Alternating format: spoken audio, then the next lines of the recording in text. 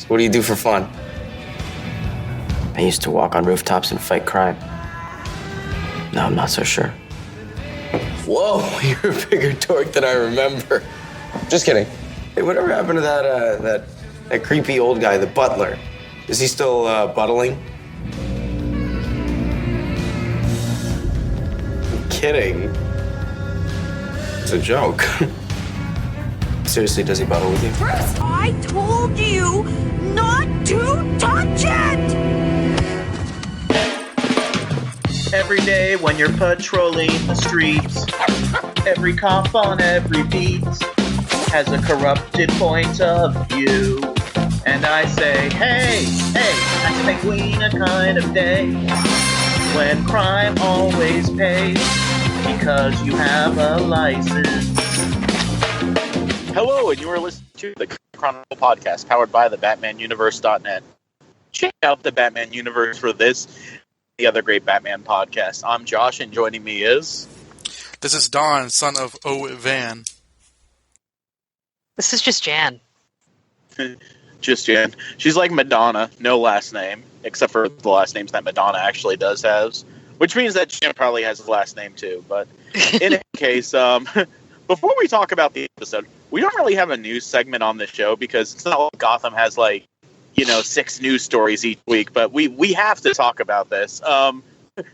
Within the last week, it was announced, as we joked about, mere weeks ago, I think on the season premiere, we're getting our third Poison Ivy, folks. Our third Poison Ivy, and we're in season 4. Oh, God. So, Matt, say goodbye to Maggie Gia. Say hello to Peyton List. Why? Because we've seen the character and her motivations, and for some that means get a new actress. Now, we've had 5 different incarnations of Barbara Keene. Aaron Richards never left the show. Riddler, when he got Unfrozen, he didn't change actors. I don't know, but whatever. It's a new Poison Ivy, and this was right under our nose the entire time because I was listening back to the New York Comic Con panel. And Danny Cannon mentions at the end of that, and we're going to be seeing a brand new Poison Ivy in episode 12. But I didn't know he meant a brand new Poison Ivy. Yeah. What do you all think about this? Go for it. I was just listening to that a couple of days ago. Finally got around to listening to the podcast, and they were talking about we were specifically talking about Barbara and Ivy, about how malleable the characters were, and I'm just sitting here oh my god. And then they also did the same thing to a lesser degree. There's character development, and then there's what they did to those people who didn't really have characters to develop. Yeah, what the hell? and in fairness, maybe this was the plan all along, but why was Maggie Gyllenhaal on an entire season? So, I doubt, if they're going to say that, it's weird. I imagine that Maggie Gyllenhaal's agent says, you're not in this show very much, let's just get you a more consistent gig. And, because I saw her, tweet saying, goodbye Gotham. But, when people say, these characters are so malleable, you can kind of do anything with them, that's not an excuse to, do anything with them, you see. There's malleable and flexible, okay, well, Clayface can be an actor, he can be a treasure hunter, he can be a woman, and then there's stuff where it's just not the character, i.e., let's make Poison Ivy 3 unrecognizable characters for no reason. Yeah. I'm not really angry, I'm just kind of confused as to why they think this is acceptable storytelling, because it's just weird, and Poison Ivy is every bit as viable of a character from the source material as any of the other characters they have on right now. So, the fact that they keep on doing this is just very... It feels like they're trying to rewrite the script on the character, but it's not really working at all. I don't think that this was their plan all along, because, every time that they've done something with Ivy, they've kind of, this is the new direction going forward because of this reason. The producers will never say this, and right on them for not saying it, because it would be very, very mean to Claire Foley for saying this. But I truly think that one of the reasons why Claire Foley was recast was because she was not a good actress, and I feel very bad for saying that. And I do think that she did get better, but like I think that's why she was used less and less as the show went on, because she just, so they decided to, when they recast, take her in the new direction. But then I remember why would they need to like do another transformation for her? Because they did a transformation for her last season. Like, you don't need to do a second one. It's almost as if they did it just for because they're going to move her closer to her comic book counterpart by having her actually like, she's going to be like, judging by the article I read, she's going to be fully realized, just like how the Riddler's now fully realized, how Mr. Freeze is fully realized. Like this isn't going to be like a Poison Ivy prequel anymore. It looks like she's going to be like Poison Ivy in like a green costume, like controlling plants and stuff. Really? And yeah, and it's like, you don't really need that. It feels desperate. Like if they're saying we want to have the actual Poison Ivy, in season 4 of our prequel show, you don't need to do it. You have the Riddler, you have the Penguin, really. You have Solomon Grundy and Firefly, Mr. Freeze, and Mr. Z. Like there's no... I've said this before, like when we saw Bruce Wayne in like, a non-eared, non-caped costume, it's like, what else can these characters... Where are there for the characters to kind of go forward? And there's progression, and then there's like, kind of like zigzagging around their development. And I don't necessarily feel all this upset about it, but at the same time, it's like, this isn't really great news. It's like, oh boy, we'll get the real Poison Ivy. It's like, I can just, watch a cartoon for that. Like, if you're not going to develop her character gradually to where we want to see her go green, then don't just like give it to us with no development. It's hard to develop a character anyway when you keep on changing the axis. Not really. It's just... It's not hard to develop a character when you change the actresses. It depends on how you write them. But it's just... Didn't they explicitly state that they wanted to switch actresses so that they could make her what she's known for, which is her sex appeal, which is not what she's known for? That was specifically why they aged her up to Maggie.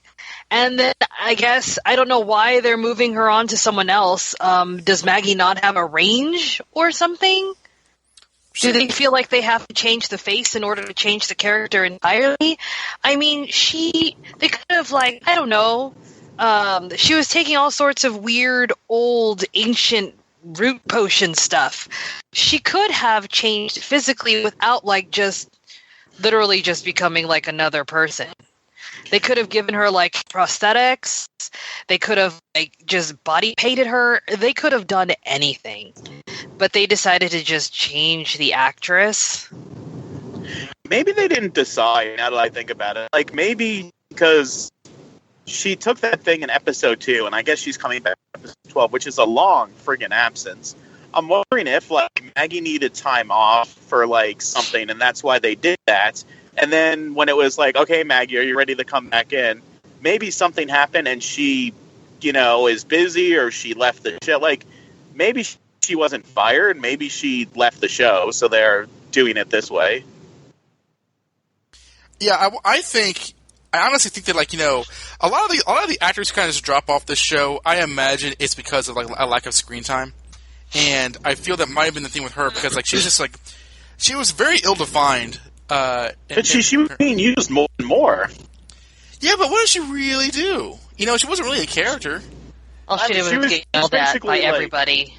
Yeah. She was Penguin's, buddy, and she was going to join the Sirens until she didn't. Yeah, we'll don't talk about that, but, like... When was she going to join the Sirens? Like, there was never any sort of, like, oh, look, she's going to join the Sirens promotion. They just said, Tabitha, Selena, and Babs are going to be the Sirens, and that's it. They just cut it off right there. They never said anything about Ivy. But didn't Ivy, like, go to them when, like, to kind of, like, play peacekeeper, and she kind of, like, insinuated that she wanted to be a part of it. They didn't say, come on board, Ivy, but I was, like, I thought that was the direction that they were starting to move towards when Ivy was, bringing them together, because she's lived with, like, most of those girls at one point or another. Yeah, but still, like, in the promotions. And then also when you went to NYCC, they were someone asked if she would be part of the Sirens, and the people were like, no. Which Ivy?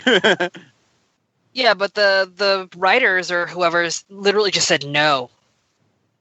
Just straight out. I feel that like these writers don't really see Ivy. Like they kind of want to have the Ivy that everyone likes, but like so far she's been a weird mix of like the Mr. Freeze Firefly variety and a character kind of approaching development like Penguin or Selena, but like they've just never committed one way or the other. So like it's like they keep on changing her to keep themselves interested in her, which is a shame because it's like I'd rather see like a show where Ivy's a consistent character, if she's going to be on there at all, rather than her being yelled at by the Penguin, who was never a favorite character of mine. It's completely screwed up, and you know, I've argued that like honestly she should not be on the show anyway, but they keep on like writing her in these bizarre little weird corners. It's like, you know, you can just have her disappear and bring her back like you did with the Scarecrow. You know, kind of. Yes. Oh my gosh, they could do that. She comes back from birth and be like, "What happened? Who cares? It's been a year and a half." Right. Yeah, and honestly, if Maggie Gia left the show and that's why they recast again, just write Ivy out for a while, like, you know, because this show has like 30 different, you know, main cast members, so like we can go on a bus for a while, you know, say like I'm gonna go check on Harvey Dent and Alan and Montoya. I hear that they like own a private island. And both said, "Oh yeah, say hi to my ex-fiance while you're there." Don't forget Harvey Dent. Oh wow. No, I said Harvey Dent. Right. Trial and error. Awkward. Which somehow got a second season. Oh, I thought it was good. Anyway, yeah, it was never good news when they recast Claire Foley, and like it's not good news this time because it's just like the thing that comes to my mind is why. Yeah. Well, I guess we'll get into the actual episode. This one was called A Day in the Narrows, which made me think that, like, oh, cool, they're going to get Fight Club in the Narrows, but actually, like, none of those characters were seen in this plot line. Mr. Zasz isn't here either. He's visiting his bubby, so Penguin introduces, you know, like, Zasz Light, the Headhunter, who, and he'll make sure that you know he has two guns. Do you know why he has two guns? Because if you don't know why, he's going to tell you. He never misses the first one. But the second one, do you know what the second one is? It's his signature. Get it? Get it? I don't get it, but he sure did say it. So hard. He was so annoying. Okay. There's like a random like part where like, you know, Gordon's like talking to Bullock, and in the background you hear Headhunter like saying some random person, and the second one's my signature. Like, he's just like telling this like to like anyone who will stop at the street. But yeah. But Bullock goes back to GCPD, and Gordon's like, "How's your neck?" He's like, "Oh, it's good enough to go back to work." "Oh, good. Then it's good enough for us to talk about you taking money from Penguin." "Oh, Jim, I just got sliced last week. Give me a break, man." But they got to go after Professor Pig, and Penguin wants to, like, you know, help him because Sophia, you know, is like still kind of like playing him, like, "Oh, you know, you should not work with the cops." Aha! So you're saying I should work with the cops? Nice try, Sophia. I'm going to work with the cops. The opposite of what you told me. As they're hanging out at the orphanage, like it's Pop Tate's from Archie. Like Penguin's like sitting on the couch, like watching TV. Like, do they live there now? I guess Penguin must think like, because both my parents are dead, I am orphan. Ergo, I live at orphanage and not Penguin House. I guess. So, say what? I said, "Welp." Yep. So cops, Gordon and Bullock and Penguin's people, they're working on this big thing together, and Bullock and Penguin's people are like, "We think Pig's in there," and Homeless Cop says, "Well, I think it's a trap." "Well, we're gonna go in there, and I'm telling you, it's a trap." And they go in there, and it was a trap. Homeless Cop was right. So, throughout this experience, people kind of see that maybe being a homeless cop is the way to go. So they no longer take the licenses from Penguin's people, and they give Jim a look like, "We friends now," to which Harvey, like, you know, gets a little hurt, broken. Meanwhile, Bruce boozes it up and sees Tommy Elliott, who, like, you know, Maggie Gia, has been recast. By the way, do you notice when you like previously on Gotham, and it shows like season 1. You hear like baby Bruce Wayne's voice, which had been so long since I've heard, and because his voice changed so gradually, I was really, really surprised. Yeah. Yeah, that hit me like a ton of bricks. Like baby Bruce Wayne beating up Tommy Elliott. Yes. Because I showed my friend the first episode, and he was like, "Why is he so small?" Like he typed it SMO. Aww. Because he'd only seen like the recent episodes. Well, I remember watching those. I remember reviewing those. I remember interviewing him when he looked like that. But it's just, yeah, it doesn't like register to me because we saw the change and it was like so gradual. But yeah, Bruce is nothing much really happens with Bruce. He just basically boozes it up, buys nightclub, kisses somebody who may or may not be Talia, according to the internet, and part of me has my conspiracy. Morons. Fingers crossed. I don't know. I got my conspiracy theory hat on for this one. I think maybe there was people like dissecting her heritage on Reddit, and like the only reason why they would cast like an actress of this descent is because she looks like Alexander Siddig. Therefore, it might be Talia. But it's like, but 4 months ago, Alexander Siddig didn't know who Talia was. So there's that. There was another plot. What was it this week?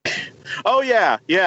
Tabitha, after like 8 weeks of like not showing up to work, she's like, all right, I'm ready for my first day of work at this stupid place. I hate you, Barbara, and I wish I didn't work here. Oh, actually, we're closing, and you're not working here. What? I hate you, Barbara. I needed this job, and now I'm mad for reasons. And Selena's like, I hate it when you two fight. I'm gonna go rob some dangerous bikers. And then like and like a little girl who went to a party that she wasn't supposed to, calls mommies to say like, mommies, I need you to come pick me up. It's getting a little weird here. Yeah. So the sirens just bond over saving Selena and decide to stay together after all. That's the 3 plots of the show, right? It's full Did disclosure. you mention the one scene with Sophia? Yeah, in the Penguin plot. Okay, yeah, sorry.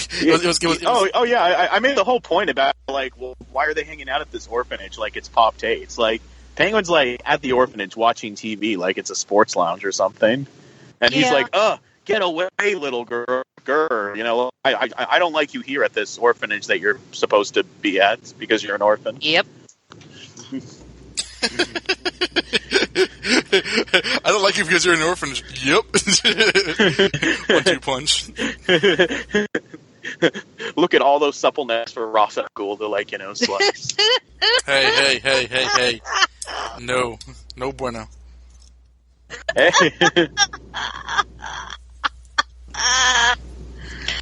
Maybe that. Maybe the foot slitting is in. You know what? Surprise of the season, full swerve. Grace isn't Talia, that little girl who like was staring at Penguin. She's Talia, and that's why she was staring at Penguin. Because she's a character that we would only know from the comics. That's exactly. What kind of stupid? Right, you know what? Never mind. Yeah. Before we get into like our favorite plot lines, this just in: Painted List has been recast. We now have our 4th Poison Ivy. Helen Mirren will be playing Poison Ivy for the remainder of the season. Anyway, now back to our regularly scheduled program. Let's talk about homeless cop plot first, and Headhunter. I really liked it though, except for that. Should we get him out of the way? Yeah. Jan, talk about Headhunter. No. Okay. All right, I'll do it. No, hold on. I think I said that it was like he looked like the love child of Wesley Snipes from Demolition Man, and what's the guy's name that I said? Cisco? I don't remember. Hold on, let me scroll up in our chat because I was on a roll with this one. Yeah, you called him a gay, like you said he looked like a gay baby, and you called him Gay B for a while. Yeah, like, between 2 dudes. The second one is his signature. Oh yeah, he looked like the love child of Jimon Hansu and Wesley Snipes from Demolition Man. Simon Says. He did. Phoenix! Like Jimon Hansu from is that how you say his name? Jaimon. I don't know. Hansu? Jaimon, yeah. Okay, because I've never actually heard his name said out loud. Yeah, I thought it was Digimon for a long time. It's Jaimon. Oh yeah, but from Guardians of the Galaxy, and then Wesley Snipes from Demolition Man had like a baby. That's what he looked like. Oh, which Guardians of the Galaxy guy? Oh, the first one. He was like The one who said who? yeah. Wait, which one? He's like, who are you? I'm Star-Lord. Who? Star-Lord, man. Like that guy. Okay, yeah. I don't even remember what actor that guy was, but okay, I got you. Yeah, he was like an Amistad and stuff, dude. He's huge. Like he got big Diamond? because of Amistad. Right.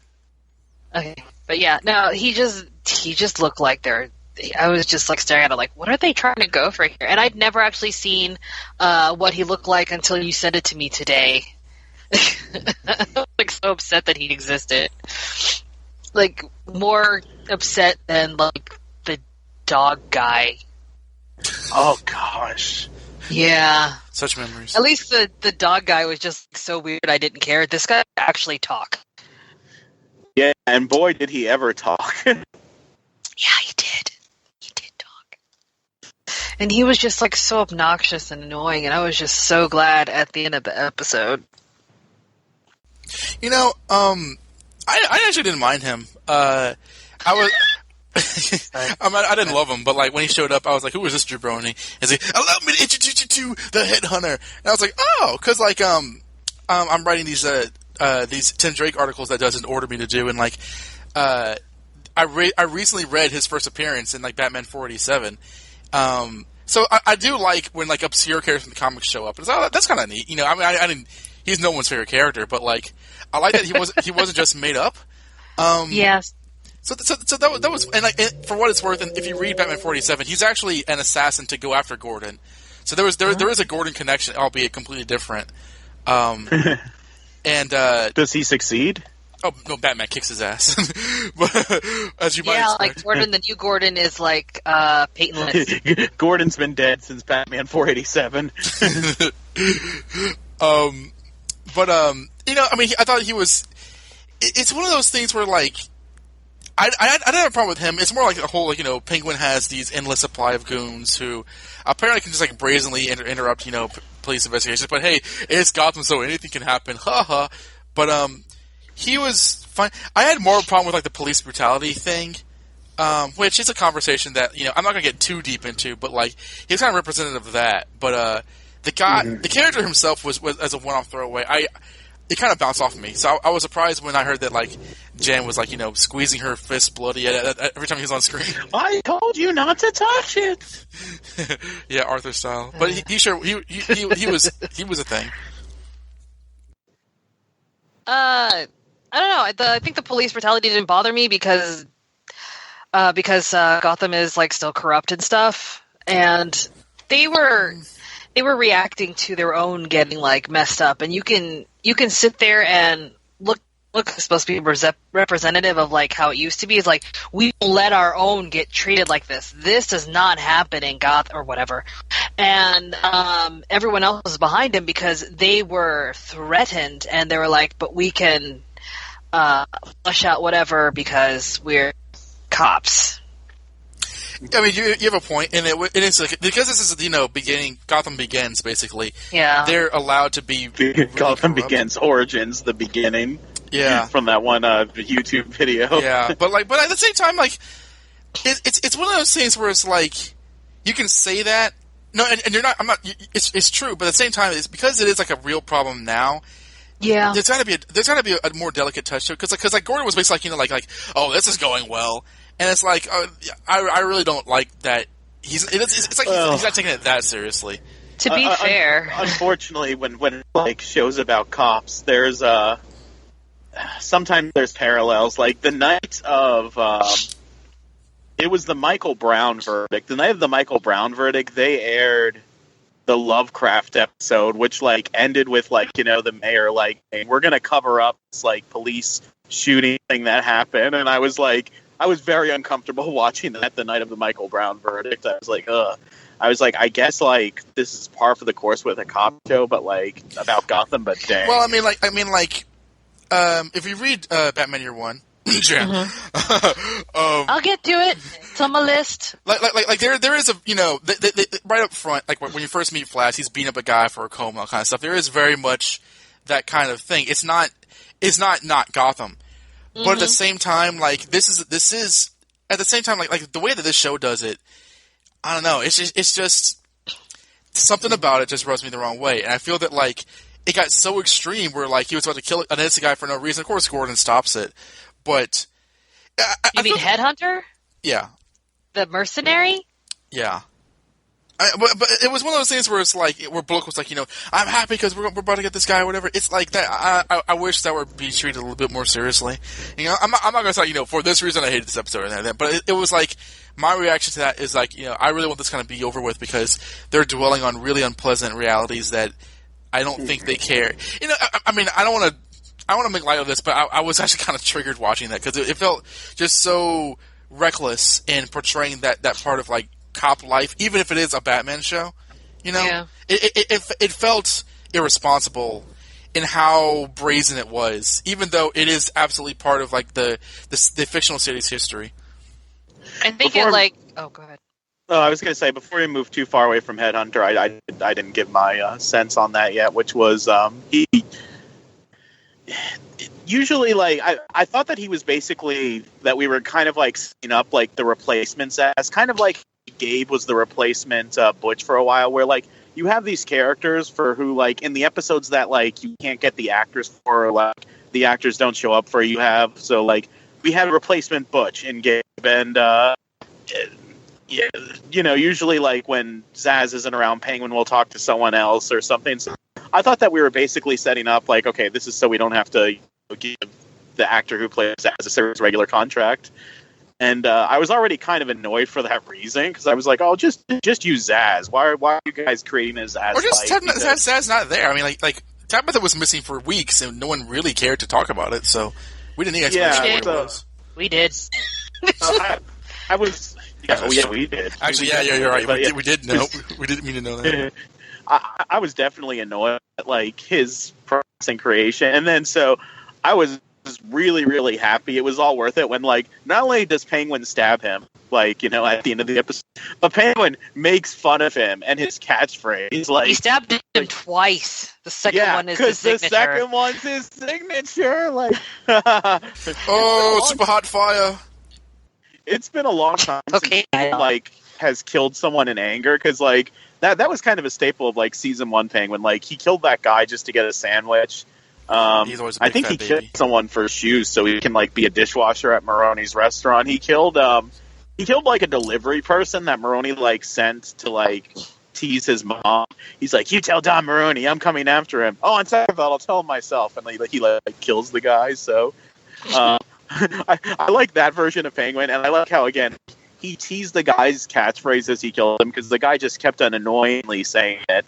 And Yes, he did. as much as I know the comics and everything, and I love them, Headhunter completely, no pun intended, went over my head. So like, Don had to remind me that he was from comics. I was, I don't think I would have remembered him if I didn't. It was a coincidence that I recently read that comic like 2 weeks ago. He is the D-list of the D-list. He's a Z-lister. What if the name's just a coincidence then? Well, no, because like his whole those the way his costume was similar to the. He did have a mohawk. Yeah, okay. he was. They definitely they knew he was from the comics because like the costume and design was similar to because the guy's white in the comics, but like they're definitely it would be a massive coincidence if they did not know that this guy was in the comics because Yeah, he's got like the black and the bandolier, and Yes. then like the white mohawk. It's pretty, it's a weird attention to detail for such a minor character when Zaz doesn't really look like Zaz in the comics. It's like, all right, whatever. Yeah, well, I'm trying to remember what I was going to say. Oh, I mean, I do know that somebody made a cut on YouTube. Like, remember when like in the Narrows and they throw the TV at them and then the potted plant? Someone on YouTube like made a cut of like Tommy Wiseau from the room throwing like a TV out of a window, and then and then it like cuts to that scene from the show where like Headhunter's like shooting the TV and shooting the potted plants. If you see my face right now, like, who had the time to do that? Everybody on the internet who makes weird videos on YouTube. No, There are a lot. This isn't like they got actors to reenact this. This is like they took the scene from The Room and they like cut it with the scene from Gotham. It looked like they were happening at the same time. I might have to see for myself because that sounds insanely pointless. Like 99.9% of the things on YouTube, dude. Right, like welcome to the. But like, who could find that funny? I'll have to see for myself. Half of Reddit was like, "Oh no, killed Headhunter. I loved him so much," while the other half was like, "Thank goodness, we love Zasz," because like Gotham Reddit really loved Zasz. So I love Zasz. Yeah, He's just lovable. He's like just cool. So one line from this plot line that got a lot of play on social media is when homeless cop is like, yelling, like getting on his high horse, and he says to Penguin, like, "I'm against corrupt cops." Penguin says, "Except for the times when you are one," and it's like, yes. Burn. I'm glad that like in this show, someone straight up called Gordon a dirty cop. Because Well, he was dirty for Penguin, remember? they killed Galavan together, and like Not only that, Penguin but he covered it shot up. somebody else too. Yeah. He shot someone else for like he went and did Penguin's dirty work that one time. I know, you don't have to remind me. I know that. I mean, I'm glad it's called out because it's 1,000% fact. It just seems like Yeah. this show ignores how much Gordon is unheroic. So, like, when Penguin called it out, it's like I kind of wanted to kiss him on the forehead. It's like, thank you, you're doing God's work, saying that kind of stuff. Hold on. You need to be careful because this pair will kill you. Yeah. Yeah, he has anime hair in this episode. I don't know what they were doing. I was like, what are you putting in his hair? Like, they got like Aquanet? I just want to say that since we've added Jan on this show, discussion about hair has increased by like 9%. Yeah, but it was just like so distracting every time he was like, because you know how he got angry and he would like shake his head and he would just be wobbling up. I'm just waiting until he's gonna fall. Do you think that's Robin Lord Taylor's actual hair, or do you think it's a wig? I feel like it's his hair. We should touch it and find it. Oh, Pretty damn big. breaking news: Helen Mirren will no longer be Poison Ivy. Mila Kunis will be taking her Sweet. place. Yeah, I'm excited for that. But back Love to to see Penguin Mila and Sarah. Kunis. Yeah, Mila Kunis. she's great. Yeah, because we moved too far from the other discussion. We're just on that plot line in general. Pig, Penguin. Yeah, I have more to say about Gordon, that plot line. Bullock. We haven't even like scratched the surface on that yet. We haven't, because we were talking about Headhunter, and you were saying like about the police stuff, and I was sitting there like, I think I was too far removed because the person that they grabbed was someone who was basically on life support. Nah, Like he had like the oxygen. I was just in there like, you guys are being super ridiculous right now. Like I was just like, this is super ridiculous. So the rest of it didn't really register with me. That's what I was going to say before we came off over to Penguin's ridiculously tall and pointy hair. he was a Saiyan in this episode. I don't know. It's like, is it like every time he gets like more ashes higher? Sophia's doing his hair now, and she made it look ridiculous because that's part of her plan to undermine his rule over Gotham. She was really short with him in this episode. I was surprised. Like she had kind of no time for any of his crap. Well, she was dealing with children too. She had other better things to do. Do you run the orphanage together? Like, I'm still like, why are they hanging out there? Like, she's not there to do paperwork, or like, it's like they're like the camp counselors. I think she's just there to hang out with the kids and be like a philanthropist.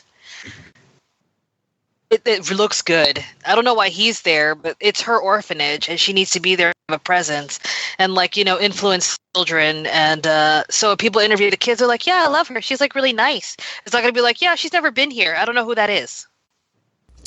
Okay.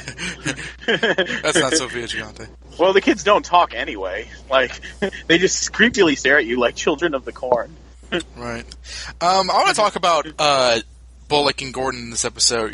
Bert and Ernie in this episode. Hey, Bullock, Look at my rubber ducky. Homeless cop. I didn't like how it started off where it was like, you know, like that's my chair. This is your chair. You're supposed to stop taking money from penguins. It's like you just showed the flashback. They just had this conversation. Shut up, television show.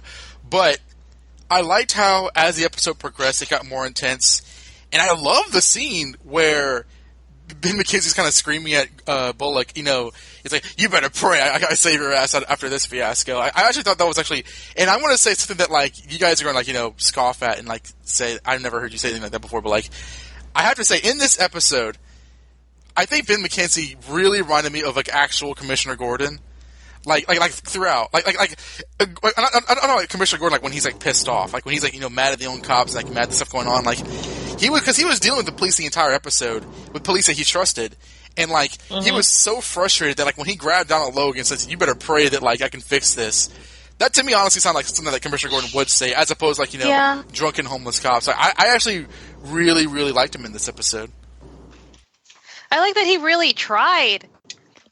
Like, I don't know, he felt very sincere this episode with a lot of things. I know we're talking about homeless cop and Bullock. Let me just stay on track. I think that Bullock was trying to override him again because it gave us that nice, what's it called? Dynamic back? Yeah, dynamic. Yeah, because you also have to remember that Bullock is the seasoned cop, and Gordon's only been there for, like, what is it, 4 years now? Yeah, was he a new detective in season 1, or was he just transferred? I don't think he was transferred, like... I think he just came out of me. No, I think he was recently promoted. I'd have to watch the pilot again. I mean, he's been a cop, because you don't start off as a detective, obviously, but, like, he definitely moved there. Well, because I remember Barbara is, like, fixing his, like, tie in the pilot, and she's like, "Oh, you look good. You're not in that, like, you know, uniform anymore." And I guess that could have meant an army uniform, but I always assumed that it meant that, like, he was now recently promoted. Like basically... That makes sense. Yeah. Sorry. That's cool. But I mean, like, Bullock was a detective longer than him. He has, like, seniority, and I feel like he feels like he needs to have more respect from Gordon than he's getting, just because he's been, like, that rank longer. Even though Gordon's and now he's like, yeah, but and Bullock's also his boss, and Gordon never acknowledges his role as the boss. Yeah, because he's actual commissioner now, not acting or captain. Captain, acting captain now, not actual captain, not acting captain now. Yeah. And then Bullock Gordon just keeps walking over him. So the rank means nothing, seniority means nothing, and then he just keeps pushing him, because he's like bullheaded. Yeah, no, it's I agree with Don that, like, this is, I feel like we're getting back to the track that we were on in the first few episodes of season 1. Like, yeah, it's almost as if, like, these last few years with Gordon being the crooked cop and Bullock being Chucky Finster, like, it was like a weird, like, diversion. Yeah. Like, they went off the road, and now, like, okay, let's get back to serious business now, because I do like Gordon in this, and the whole, like, this is a trap, you guys shouldn't do this, and they're doing it anyway. That is like a Batman Year One type thing, and, like, Gordon going in to save them. And unlike Don, I am glad that Gordon laid into Bullock at the beginning of this episode, because, like, I did want there to be consequences from last. Like, I didn't want it to be the same old, like, Bert and Ernie stuff, like, you know, when the episode began. I wanted, you know, there to still be tension between them, because, you know, that conversation between them last week, you know, meant something. So I like that. And just Gordon trying to, like, you know, stop the corruption, and Bullock trying to, like, see it his way. That was the dynamic in the first few episodes of the show. And we're actually seeing Gordon enact change. Like, at the end, when they say, "We're not going to take your license," you know, that's because of Gordon. So, like, we're seeing a homeless cop victory that we're not like, "Oh, homeless cop, why did you do this?" Like, because usually his victories are something, you know, that we, like, shake our heads at. Super questionable. Or his victories are failures. So we're kind of getting on a good track where I like the direction that they're going this season, with these characters, except for him sleeping with his ex-fiance sister-in-law, aka the sister of the guy that he killed. Except for that, I like what he's up to this season. I think that's the only questionable decision, the whole Sophia thing. I would agree with that. I think that like when if you ignore that, and man, do we want to? He's been fine. Sorry, go ahead. Actually, before you go any further on this, just in, Mila Kunis has left the role of Poison Ivy. Poison Ivy will now be played by Kevin Spacey because he can't find any other role. He's also gay. Of course, Gotham would hire him. No one else will. They haven't heard That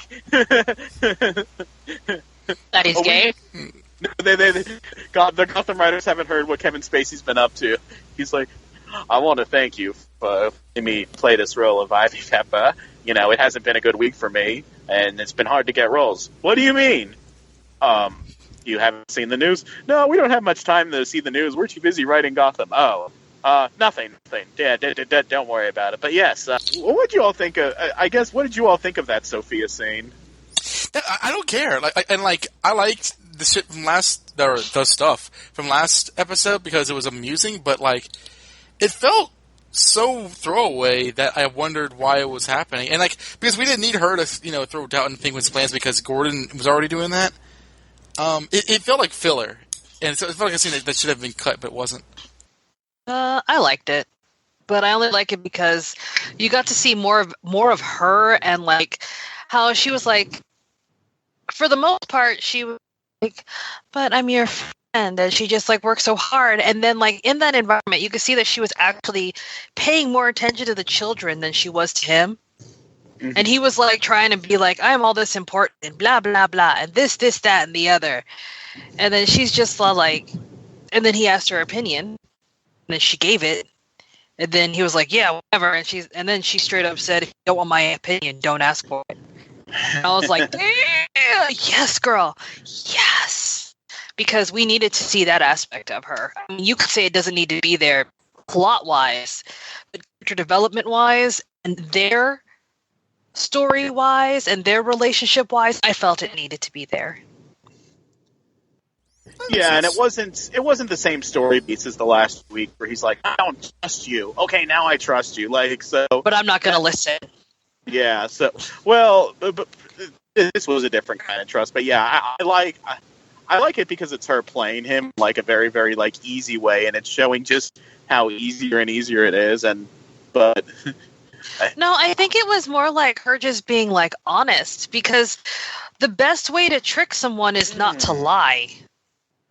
I didn't think it was her being honest. I thought that was her playing him. I thought that she was manipulating him because she knew with his ego, what. And when you said that, she was ignoring him or that she wasn't paying attention to him, I thought that she was fully conscious of what he was saying, but she was pretending that she wasn't. She knew what he was saying, but she wasn't putting her full attention. She had a room full of children.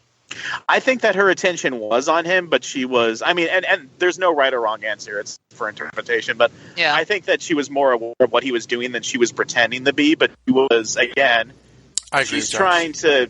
Okay. Say what? No, I agree with you, Josh. I think that she was getting on his nerves on purpose.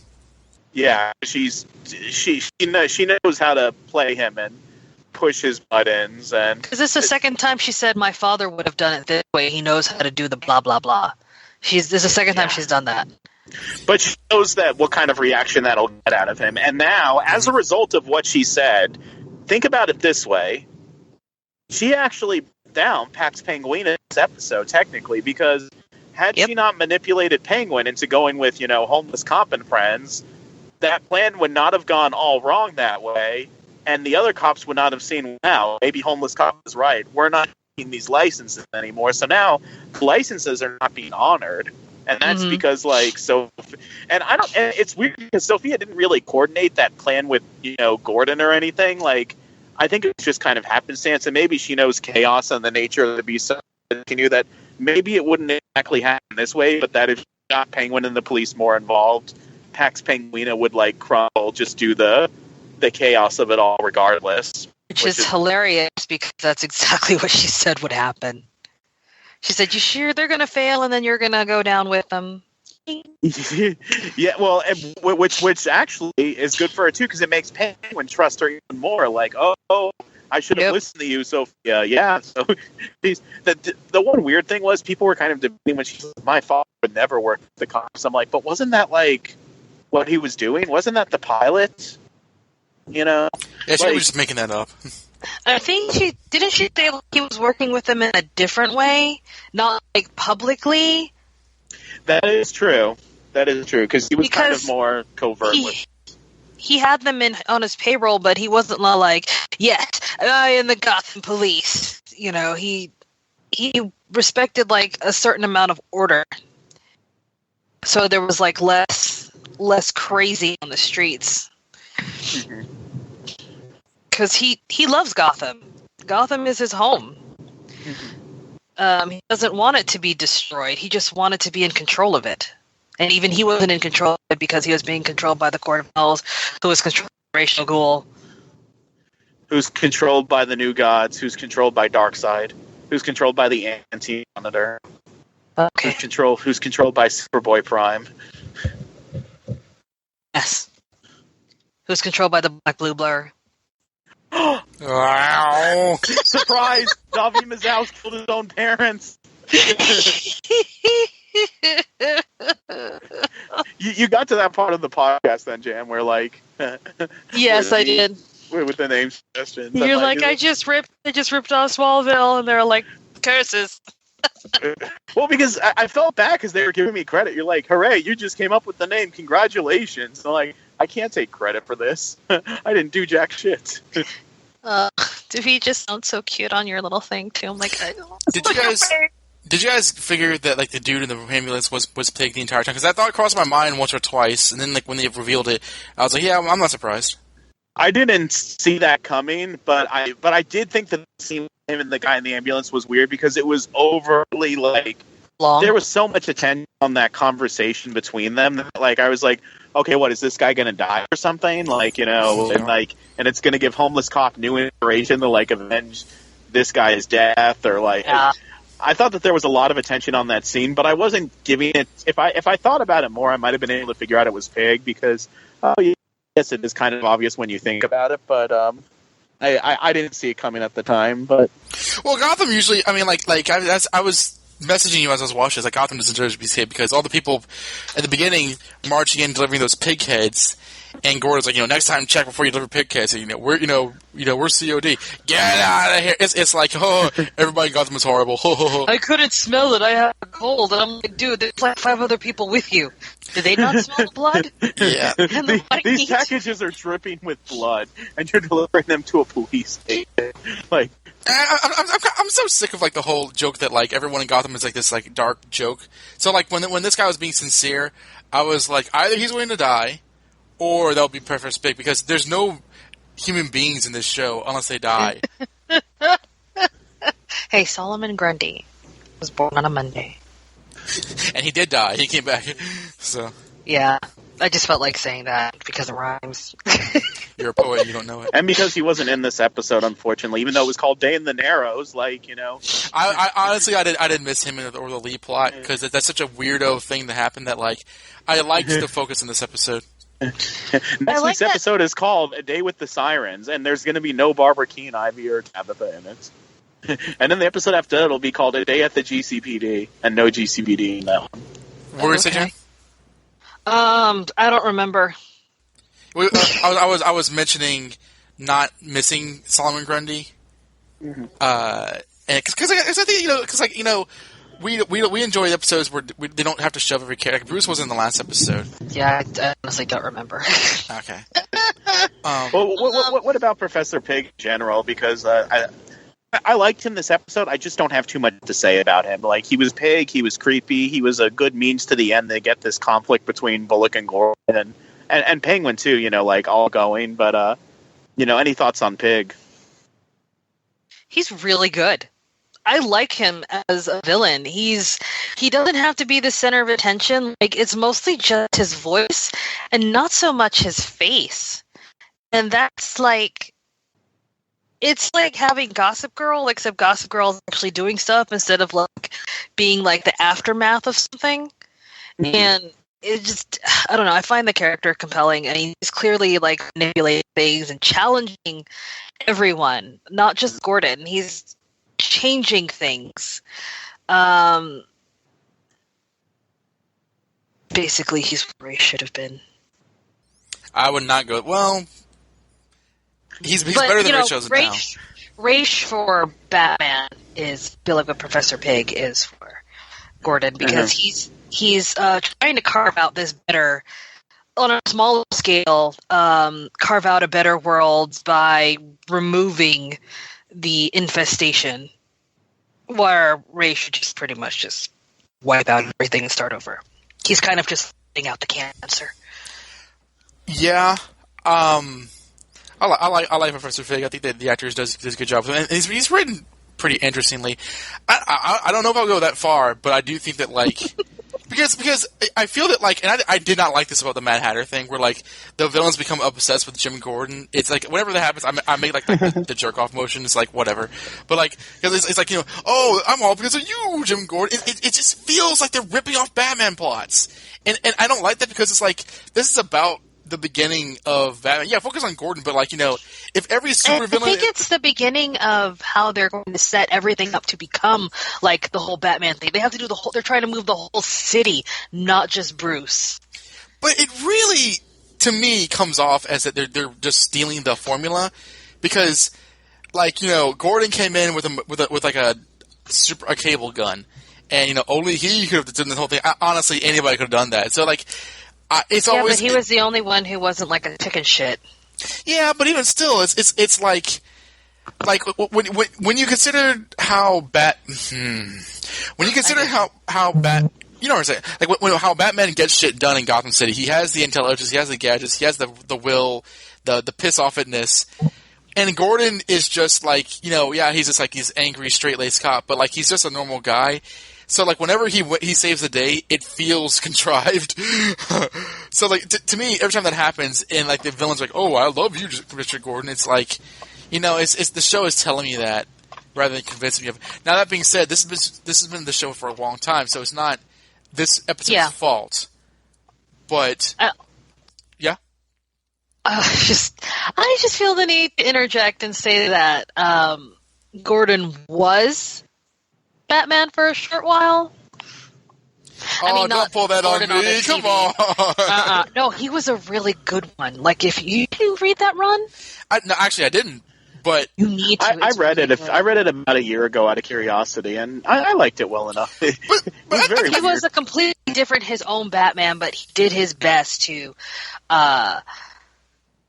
honor everything that Batman stood for. But, you know, he was a Marine and a soldier, but he didn't kill anybody. He had a robot costume, which was awesome. Yeah, like, the mech was actually pretty cool. I thought it was going to be, like, over the top and crazy, but it was not. The way they did it was actually pretty good.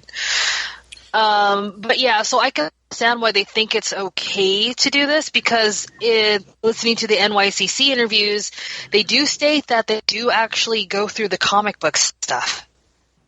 They do pull a lot of this out of their ass, but they do also do their research on some stuff. Well, so go ahead.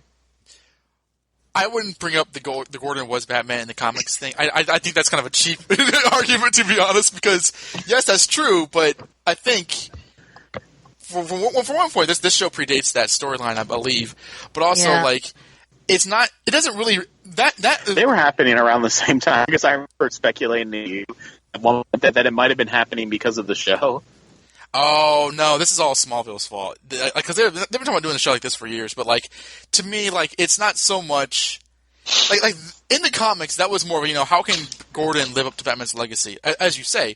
With here, there is no Batman for Gordon to react around. So it's just Gordon doing the right thing, but they're doing it... And you know, I'm not saying that, like, Gordon cannot echo Batman, but the way that the characters kind of revolve around, like Gordon's a legend in Gotham, in a way which it doesn't.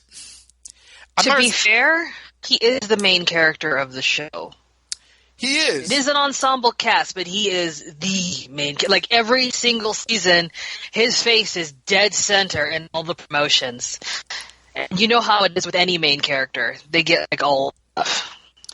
What I will fall back on, and I've done this before to Josh, is that like when you compare season 3 where Mad Hatter's like, Jim, I'm so glad you can make it to my tea party, Batman. I mean Jim, and then just and I know I sound like a weeaboo fanboy. Just read Batman. Just read Batman Year One. Yeah, Gordon's the main character in Batman Year One, but he's not like. You say Batman. He's so kawaii. But like Gordon's the main character in Batman Year One, but the world does not revolve around Jim Gordon. You know what I mean? Mm-hmm.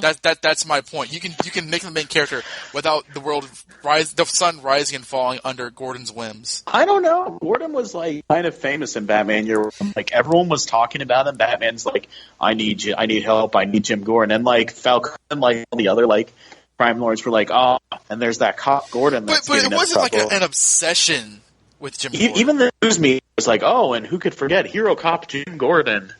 But no, but yeah, and of course, I'm not saying Gordon shouldn't be famous, because he is like, the commissioner eventually. He is a very famous person in Gotham. But like, there's a difference. There is a flat out difference between Jim Gordon, the character in Gotham City, and the way that these characters just like masturbate over saying his name. It is really silly when you watch it. Do you understand what I'm saying? Yeah, and then I remember Balloon Man. Oh, is that like when in doubt, pull out the Blue Man card? Is that yes, okay. And Dog Man and Headhunter. Dog Man, the Mega Man Robot Masters. I'm kind of with Jan, where like you just pretty much have to accept that this is the conceit of the show. That like because he's the main character and like Batman doesn't exist, like they're gonna be doing this stuff with Gordon. Like I kind of accepted that like mere episodes in. I think you're probably right, and like also. Go ahead. I was just going to say also, they can't really focus on Bruce right now. Because if they focus on Bruce, he's going to be like Batman in like 3 episodes. Well, I mean, I think that... Too busy like doing a line off Not Talia's back. Justin Timberlake style. But like, I think that there's a better way to do this. I think intellectually you guys are right. He is the main character. What else are you going to do? But at the same time, That's how most shows run, though. No, but it really chaps my ass when it turns into a superhero story with Ben McKenzie's Jim Gordon. And again, I don't want to. Dude, we're in season 4. You gotta let that go. Yeah, you have to. But it's not as though Gordon has superpowers from season 2. I don't know. You mean season 3? Whatever. Like, I don't know what I'm talking about anymore. Just, go ahead. Season 3, he took that virus. He took the virus and then slit Jervis's throat, and I was like happy. And then he killed. But Jervis lived, and then I was not happy. Are we ready to get into one of the other plot lines? Yeah, you better do it before I kill myself. Yeah, we did. We finished everything. Okay. Okay. Before we do, apparently Fox decided that it was a bad idea to hire Kevin Spacey to do Poison Ivy. So the part of Poison Ivy will now be played by the actress who used to play Renee Montoya. She's coming back to the show to play Poison Ivy. So we want Montoya back. We have her back, sort of. Yay! This stupid so, show. Like, it's gonna be replacement Ivy, kind of like she was the replacement Question. That's gonna be so weird. She's like the Question when she comes back. That's gonna be so weird when she's like doing scenes with like Aaron Richards, because it's like they were a couple when she was a different character. That would be weird. Do we want to talk about that? Because I have nothing to say about the Sirens plotline. I like the part where Barbara walks in and like says, "Who ordered Thai food? We didn't go because I don't have any." And she like drops in her gun, because that was the moment where like I texted someone and I said, "What show am I watching right now?" That was like such a random way to make an entrance, and I don't hate it. I'm not mad. Probably texted me at 4 a.m. in the morning. Yeah, because Bullock wasn't there to be like. I did. Oh yeah, because like, wasn't there an episode where like they're cleaning up like blood? Like it's like the second episode. He's like, that reminds me, there's a good Thai place on the way when you home. went to Tribeca. Yeah, because you said the whole the whole theater, the whole theater laughed about that. Yeah. The whole theater probably would have laughed at this too. Like, oh, that's our Barbara. I'm glad that still a little mad at Barbara, because for some reason I took it for granted that she would still be mad at her. I was like, oh, well, now her and Barbara are friends again. I was like, oh yeah, I guess she would still be mad at Barbara for a little while. Where the hell has she been? She's acting all like insulted, like I can't believe we wasted our time. We've not seen her since like September or something. Look. She had to go back to the place where sexy people go when they're not on the show. My bedroom now. Oh, God. Don't I wish? But I know you do. I think it's like typical Selena. She likes to go against the grain and do as she's told, and also challenge herself, because she was like, I could do this. She goes in and then gets over her head, which she does a couple times in the comics, right? Where she needs to get helped anyway. what is? What's the question? Say again. Does Selena go in over her head in the comic and then wind up needing to get rescued? The answer is All the time. I mean, not. the 90s crossovers. I've seen it a couple of times in comics, but I don't need. Okay. The only straight Catwoman comics I've read are New 52, and they were all terrible. Yes, they were. Oh my gosh, were they ever? I like the first 2 or 3 issues, and then after that, it was all like, I don't understand what these plot lines are, why they're happening. I couldn't even get past the first 2 or 3 issues. Like that first issue was like so horrible that like. The first issue is why I started reading it. I bet it was. Awesome podcast, but like, I mean, just a sidebar. That like sex scene at the end Was exactly why I subscribed. Wow, because like that, like Don and I, we called one of our friends, John, who we did a Spider-Man podcast with, and we like, I don't want to say argued about that scene, but like, we basically like had a long discussion about that scene. Don and I were not for it. Our friend John. I don't want to get into that right now, but like a really long time. I think that like to kind of. Don knows why I like it. Yes, I do. I think people who listen to the show, like this many episodes in, who are familiar with their voice, can kind of figure it out as well. But what I want to say about like Catwoman needing help, I've not read like Catwoman myself in terms of her solo stuff, but like whenever she's in crossovers, I'm thinking like Legacy, where she's like trapped in like that drowning like prison chamber, or in Contagion where she's teaming up with Tim Drake, or in like Nightfall where she gets in the middle of a fight between like Azrael and Batman. Like she's a very capable character, but like she oftentimes is in over her head because of her because of her personality, and like doesn't speak bad about her, but it is a characteristic of her that you can connect to this episode. She's not a damsel in distress. She's more like she has a lot of confidence in what she can do. Would the damsel in distress like and I'm asking you this would that count if the damsel is saved by a woman? Yeah, there's still a damsel because she's still in distress. But I mean, like she's not like the oh my god, save me sort. Like once she gets like some traction, she could just straight up save herself. Like the person shows up and it's like, oh, a distraction. Boom, I'm out. You know what I mean? Well, and Barbara starts shooting the guy. Selena takes out her whip and gets one of the guns and like knocks the guy in the face. Yeah, exactly. With his own gun. To which there was a point I was going to... Oh, yeah, the Selena thing, it's kind of like what's going on with Bruce, where, like, Bruce is trying to be Batman, but he's getting in trouble, and Alfred has to save him. Selena's trying to be Catwoman, like, she's still getting in trouble and, like, having to be saved. So it's still a little bit her origin story, too. I wish that they hadn't shown that like, shot of the 3 sirens walking away, like, strutting, because that was kind of, like, the conclusion to, like, their storyline this episode, so that in the promo kind of like gave away what that would be, but whatever. It's not like they gave away like who the father of like somebody's baby was in the promo or something like that. It's not the hugest plot point, but like it did give away, because like once they were there, I knew that Barbara was going to come in and save them just from like the promo alone. I mean, I didn't think they were going to die, so like I wasn't like sitting with suspense. Although another reference to comics, the Street Demons are straight up an established gang in Gotham City, so like that was kind of cool. It wasn't a made up gang. Was that who was with the Headhunter? No, because he was on his own guys, but like they were in the same decade, like the Street. Oh Demons. no, bad. some reason I thought like the people with the Headhunter were the street demons, but we're talking about the bikers that they were fighting. Yeah, okay. Yeah. Oh, it's all good. I just needed to correct myself. I'm sorry I cut you off. No, it's fine. Like when they said street demons, I was like, oh, that's another thing from the, like I didn't see who wrote this episode. I doubt it was anybody recognized it. Like they clearly had just gone to like the comic book shop and picked up some issues to kind of get some names. Yeah. No clues on Barbara's gift from Roz here, and if there is clues, I miss them. But like the people online watching closely saying that they were frustrated because we had no idea what was going on with that, and I'm like, haha, yep. That's normal. I don't know why you're upset. I didn't say I was upset. No, I mean like the people online. I'm talking about you in like a general sense. I could give a crap about like what the people are saying online with this show. The royal you. I like taking Oh, do you know who Grace was? She was Harley Quinn. Of course.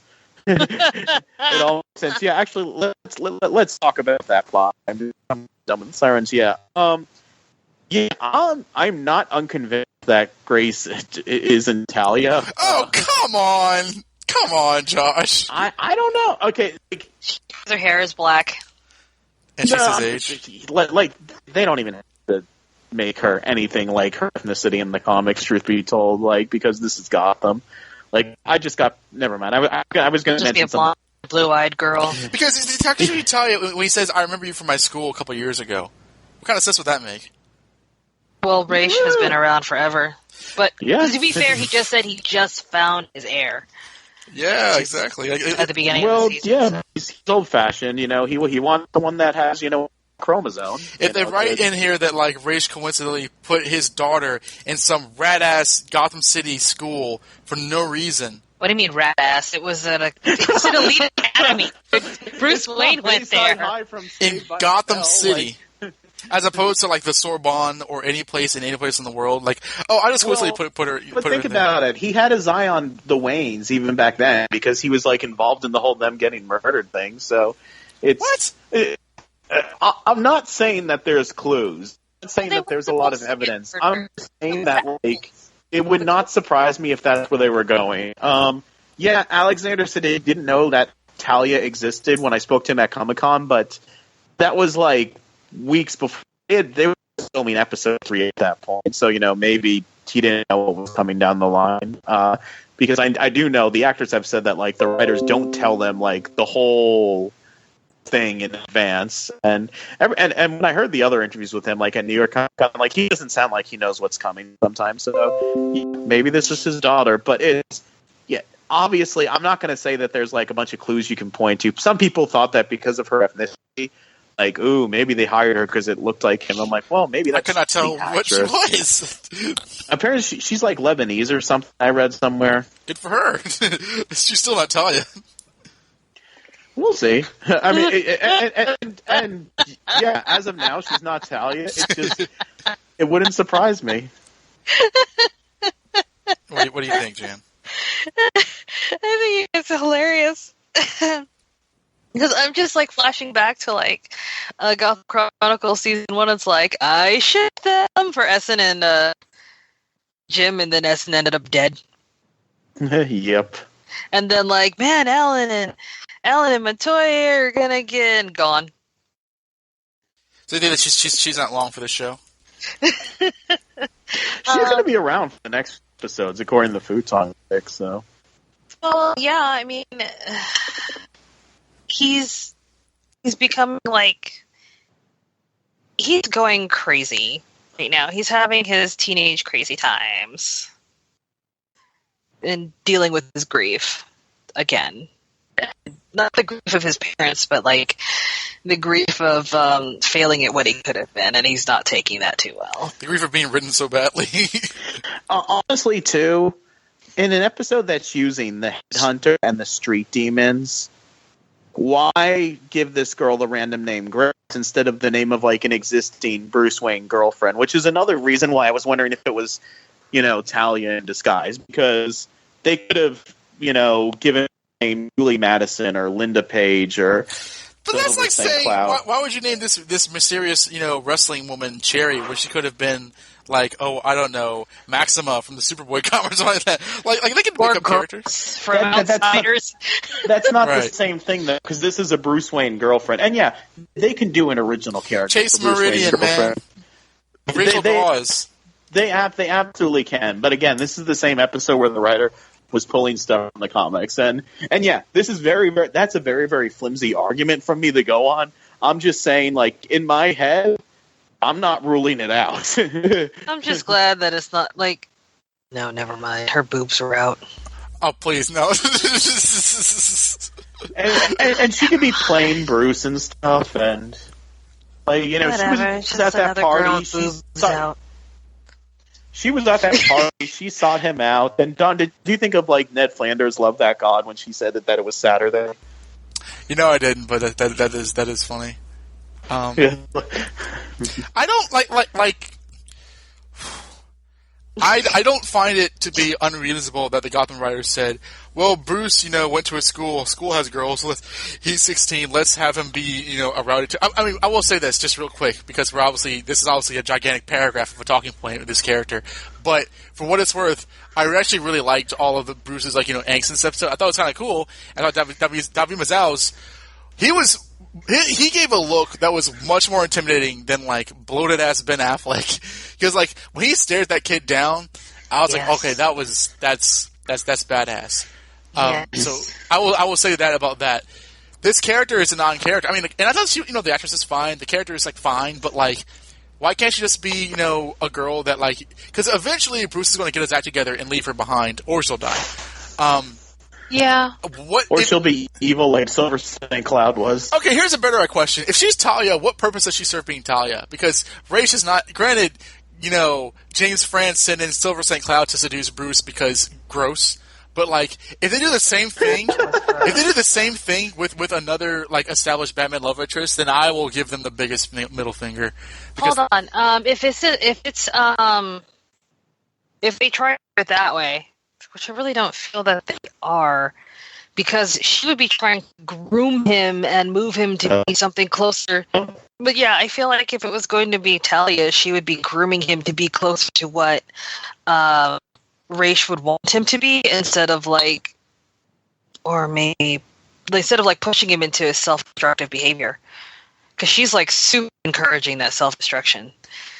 And if there's anything we know about Talia, she's all about pushing her father's agenda until she's not. Yeah, exactly. That's literally it. Yeah, she's all about her father until she's not. That's perfect.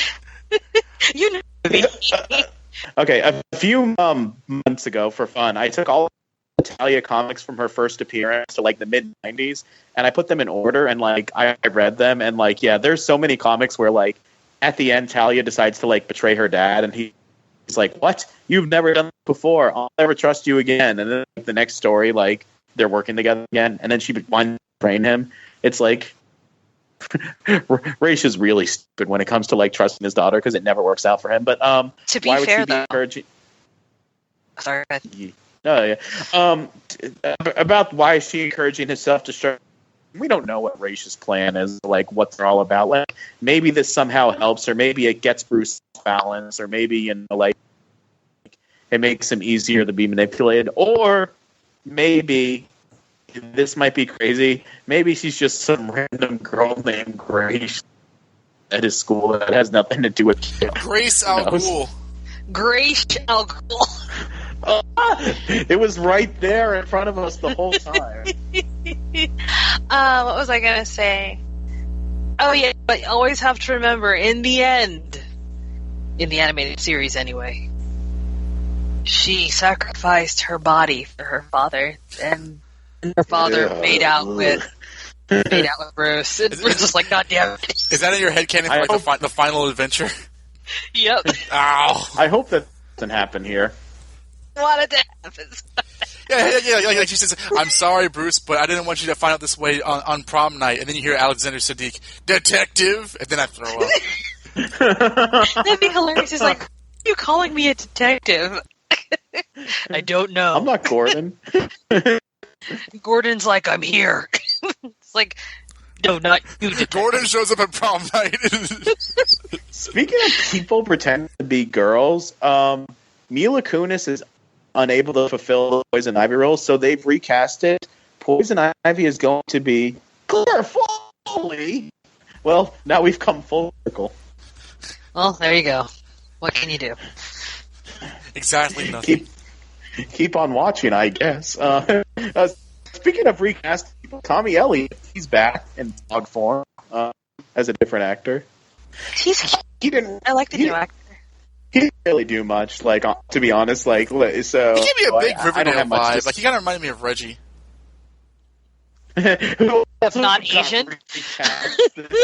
Yeah. Wow.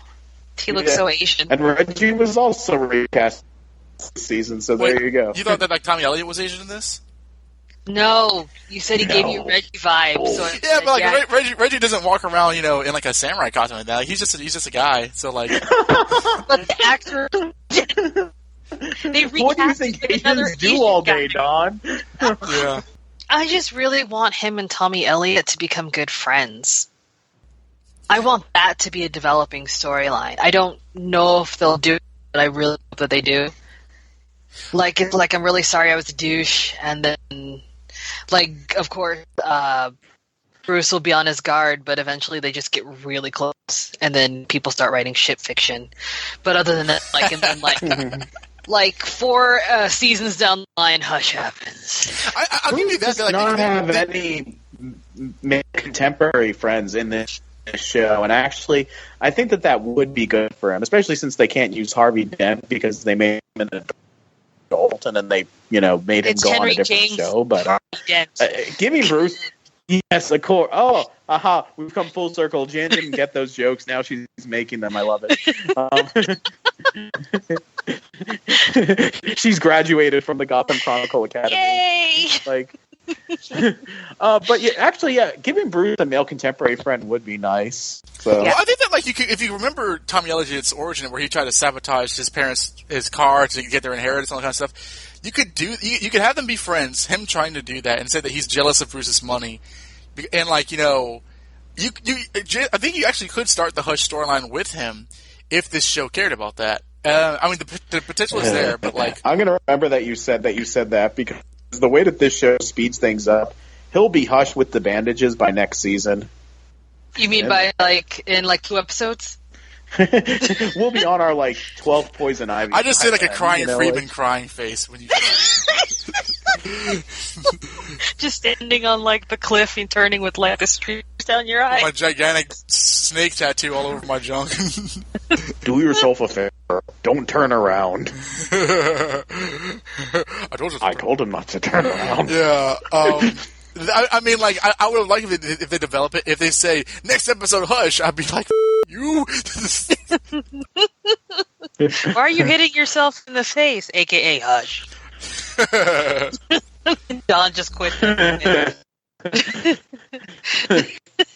I'm just picturing that Pocahontas gif where she just jumps off the cliff into the water. And that's Don. Absolutely. I hate that scene of the movie, by the way. What I was saying, I don't like that scene because our friend is like, "Oh, Pocahontas, get down here and stop being such a free spirit." Us Indians are always serious. And she jumps off the cliff, and her friend's like, "Pocahontas, I didn't mean get down that way," as if they're a corporation or something. And Indians never do things like jump into water. Americans, Native Americans, yeah. Honey. What makes the red man red? I used to actually really love that song before we I realized it was this offensive. last week. Yeah. No, I never said that I loved the song, though. It was actually my favorite song from the whole show, but mostly because it was the whole movie, because it was about Native Americans. And I was like, this is cool. It's cute. And then I didn't realize it was racist as fuck. They're different from you and I, which means they must be evil. We sound the drums of war. We've derailed. Yeah, we did. I mean, do we have anything else to say about the Bruce plotline? I liked Mazal's acting, and even though Bruce is boozing up and not being Bruce Wayne, I think that they are carrying through with his character in a way which makes it almost salvages the last time we saw him. And I like the fact that he's angry. And he is handling that murder very well. Yeah. So when he sees zombie race in the finale, he'll have gotten all that out of his system. He showed more remorse for murdering Raish in one episode than Gordon showed for murdering Galavan in like the entire season 2. I thought you were pulling some shit and say he showed more remorse for Raish than he did for Reggie, which he didn't have anything to do with. He showed some remorse for Reggie. He was like crying to Selena, like he was like very upset with Reggie. Yeah, I swore that I would never stand by and watch you push someone out a window. Look, kid, it's a push, eat, fall out of window world or whatever. Push, eat, fall out of window? Are you eating the falling out of the window? Like, how does this work? I almost made a joke about the catchphrases when Penguin like stabbed Headhunter, like the second one's my signature. Then he goes on a rampage and stabs everyone, saying their catchphrase, like stabs Selena and says, "Look, kid," stabs Alfred, Master B, Master B, Master B. He like digs up the grave of like Sarah Essen and stabs it, saying, "I can't do anything. I want to do something, but I can't do anything." He like stabs Fish's corpse and says, Falcone's a weak old man. Falcone's a weak man. Like, what kind of methamphetamines would be snorted up his body to do that? He could just like get. He just finally snapped. Virus fine. Touch virus. He finally. That would be interesting to see him on the touch virus. Next week's episode is called "Stop Being Yourself." Grundy and Nigma become the main attractions at Terry's place in the Narrows. Penguin wants revenge when he hears Nigma is mocking him on stage. Awesome. And enlists the Sirens for help. Doesn't he hate them? Yeah. Meanwhile, Gordon is offered the position of GCPD captain, putting him at odds with Bullock in the all-new Dark Knight Stop Hitting Yourself. And we have... So, the cast list is Mayor, Burke, Martin, Firefly, Cherry, and some guy named Grady. I think he's I don't know. It doesn't sound like we're getting a spotlight next week, but... Well, it's like the promo which we've all seen kind of spoils the outcome of Gordon's position. I'm excited for this episode based on a few things. First of all, I saw still images of Nigma dressed up as Penguin mocking him, and that looks like it's going to be awesome. Oh yes. And at New York Comic Con, Marina Baccarin mentioned that in this episode, she's finally going to deck Barbara Keene in the face after all that they've been through the last few years. But no more sexy fighting on the floor. Well, she didn't say that. You remember that episode, right? Oh yeah. They go in the ring and they start fighting, and somebody's flashing mud at them, and it's Jim. He's in the corner. He's like, "What can I say? Come on, Sophia, get in there! I want." It's like Undercover Brother, where he and other characters they pull up chairs, they start eating popcorn, and it's like, "Give me back my bra, Barbara! I'm not even wearing a bra." That was from Community. Yeah,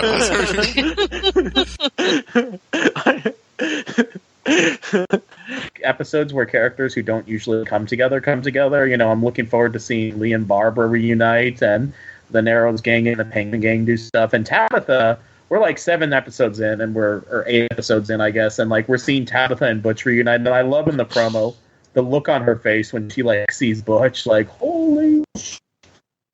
So yeah. I'm looking forward to that. And plus Nigma again, so there's that. What do you all think about the promo and such? I love Nigma's shiny jacket because it reminds me of Jim Carrey vamping around. It makes me feel safe when I'm jogging at night. It just, I love that bit. So that made me smile. Right? I didn't remember that until you said it. Batman will save me. I haven't seen anything past Batman Returns in forever because I don't care about any other Batman movie. Batman will say, "Coming for you." Ho, ho, ho, ho, ho, ho. I'm counting on. Anyways, honestly, I personally found the promo to be kind of whatever. Kind of, I didn't find it that memorable besides Corey Michael Smith's, shining and glistening. But we shall see next week. You know what I'm here for.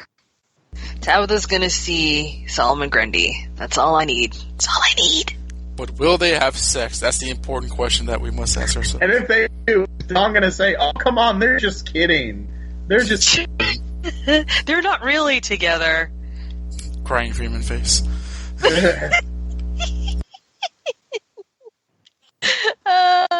I wonder if this is going to affect like the whole Barbara relationship with Tabitha too, because she's like, "I'll never forgive you because Butch is dead, and that's the one thing that you can never take back. Butch is never coming. He's right behind me, isn't he?" Pretty much. Rodney. I want to see if he remembered things, and if he does, how is that going to affect him? Oh, that's a good point. Yeah, is like, you know, because that's like his one true love right there. Like he was so like, oh my god, feels in my body. Well, they've already said in interviews that like he's not going to remember her, but maybe like he will second at the end, and like Nigma will probably like ruin it. Like he'll start to remember. They'll be no, Grundy, she's mean. You hate her. She took your cereal or something. Kill her. Grundy, kill. And then I stab Corey Michael Smith in the face. And then running my twice. And then Stupid Isabella. Oh god! Breaking news: Maggie Gia. She has left Gotham again. Oh no, not Maggie Gia. Claire Foley. Well, actually, Maggie Gia. We forgot to mention that Claire Foley left the show again, and Maggie Gia replaced her again. And she also decided to leave again. So it's been a very big week for Poison Ivy casting. So now, what is about this character that no one wants to play her? It's so toxic. Chelsea Speck has returned for her third Gotham role. She's playing Ivy Pepper, and we're gonna find out that she secretly, because of her checklist, has a last name that we didn't know about. She's Ivy Pepper Kringle, played by Chelsea Speck. You're making me angry. You wouldn't like me when I'm angry. And she's Kristen's twin sister, who was clearly like 12 years younger. Sure. Played by the same actress. Yeah, exactly. So any more thoughts about next week? I can't wait to see what wacky hijinks homeless cop and friends will get into that time. Whoa! She has graduated.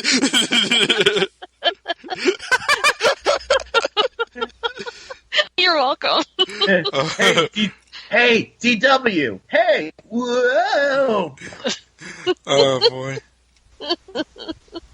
So until next time, this is Josh. This is Donovan. This is Jan. And this is Claire Foley. This is Maggie Gia. And this is Peyton Liss. And you've been listening to the Gotham Chronicle Ivy Pepper podcast.